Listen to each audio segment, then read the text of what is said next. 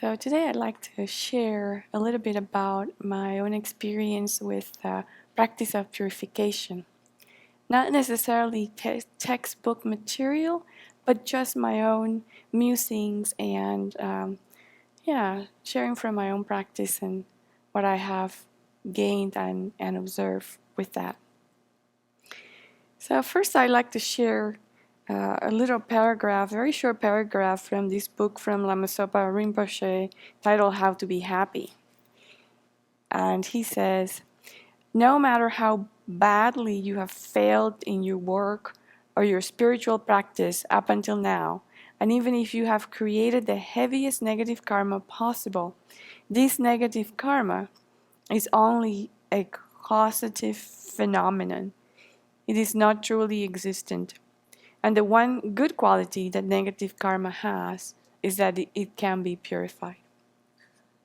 So this is, I find this that is very motivating to really engage in the purification practice. But when I first became a Buddhist, I really had no concept of the power or the need for purification.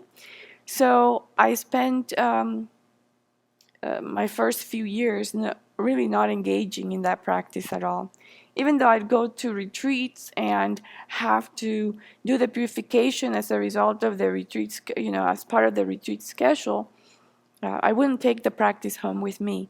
And it wasn't until after I began coming to the Abbey where I sort of started to make the connection between the purification practice and beneficial results in my mind and behavior.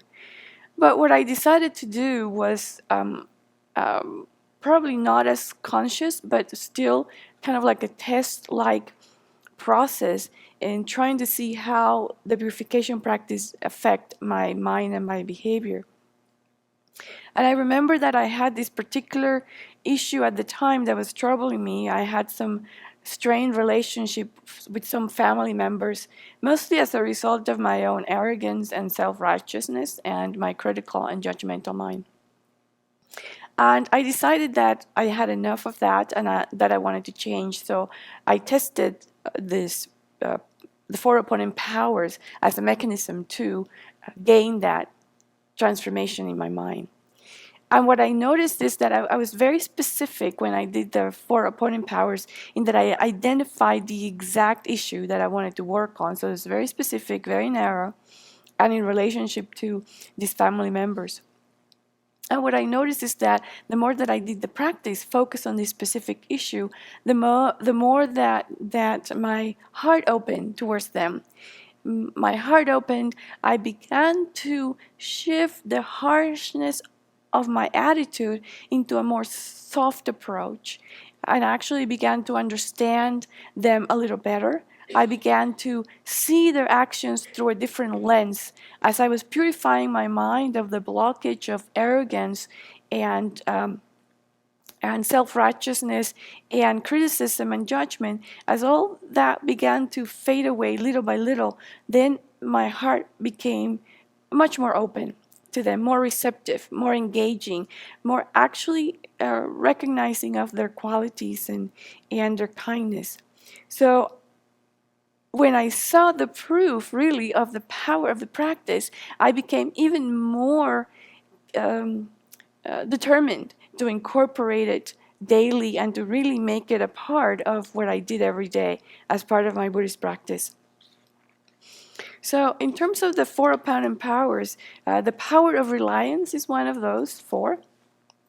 And for me, the power of reliance means I am going to turn to a valid guide, someone who really can show me the way out of the undesirable condition in which my mind is right now. It's like getting a life-saving raft when you're in the middle of a rapids in a river. It really helps bring my mind out of the troubled waters and into some sense of clarity and stability. And realizing really that I don't have the tools to do this on my own, so that I have to turn to someone who does.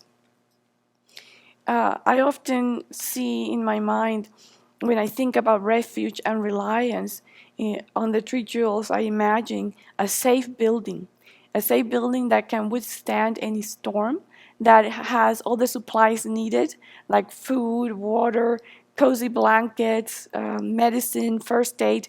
And so when I think of refuge, I think of going into that safe building that can withstand any storm or any problem. So for me, that's what the power of reliance means. But it's also taking refuge in my own ability to change. So relying on my own effort, relying on my own um, ability to transform and desire to transform. The other important power is the power of regret.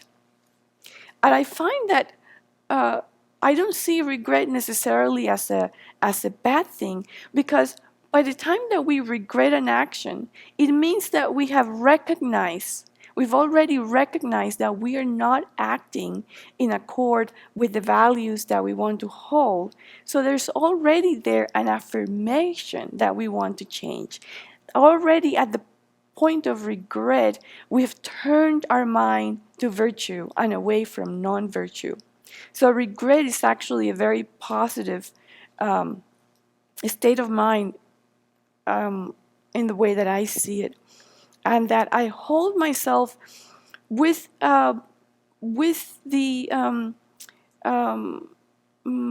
with no judgment and no criticism, but rather I hold myself with the hope of being able to transform. And it is the result of introspective awareness. So I've already gained an insight into my actions and realized by the time that I regret them, that they are causing me suffering and not happiness. So regret really for me signals a new way of looking at what I'm doing and the results of what I'm doing.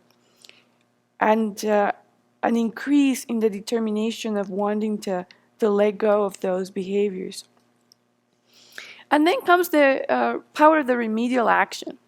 And for me, the remedial action is like taking a nice shower after spending an afternoon in the garden when I feel muddy and dusty and tired. And so that shower just gets rid of all the dust and the mud and even the feeling of tiredness, and there's a sense of renewal.